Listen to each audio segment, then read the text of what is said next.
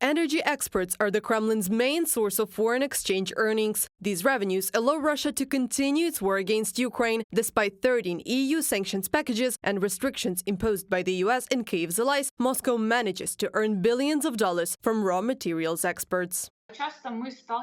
Often we face a problem when the internal lobby of domestic producers are against certain restrictions, arguing that there will be a significant impact on the internal market of the European Union. And at the same time, the impact and effect on the Russian Federation will not be so great. Some companies receive materials from Russia on much more favorable terms. They offer a discount and cheapest material on the market, and therefore, within the European Union, the competitiveness is distorted. However, the low price is not the only factor that makes us buy Russian resources. As a legacy from the USSR, the Federation inherited many closed production cycles, thanks to which Russia can produce resources that are in deficit for the West. According to experts, the greatest dependence is in metallurgy and nuclear energy.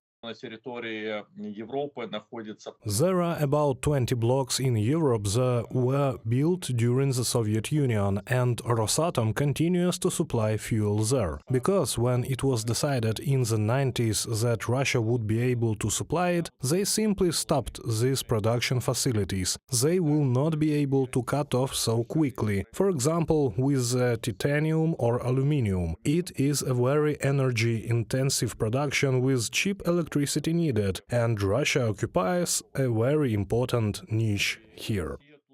The dependence can be overcome, experts believe. On April 30th, the US Senate unanimously passed a bill banning the import of enriched uranium from Russia. According to US Department of Energy, in 2022, the Russian Federation accounted for almost a quarter of the US enriched uranium market. In addition, the United States Congress allocated $2.7 billion to develop its own production.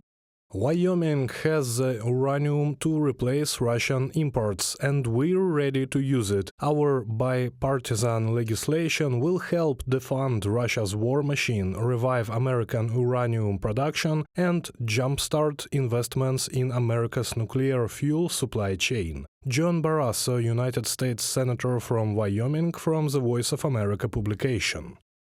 Analysts are sure that Russia can be replaced not only in the nuclear energy sector. The European Union has refused Russian gas and has not frozen, as Moscow had predicted. Moreover, fuel prices have fallen to the level where they were before the Russian full-scale invasion of Ukraine. Central European countries that still buy Russian pipeline gas are working on the alternative sources of import.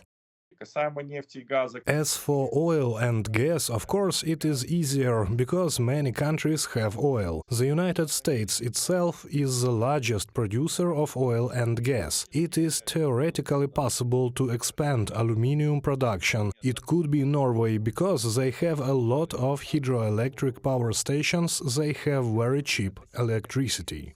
Europe's gradual rejection of Russian energy resources is hitting the Kremlin's revenues. Gazprom's exports for 2023 were 69 billion cubic meters, the lowest since 1985. Before Russia's full-scale invasion of Ukraine in 2021, Gazprom sold 185 billion cubic meters abroad. Reported by Anastasia Tarnavska, Andriy Dmitrenko, UATV News.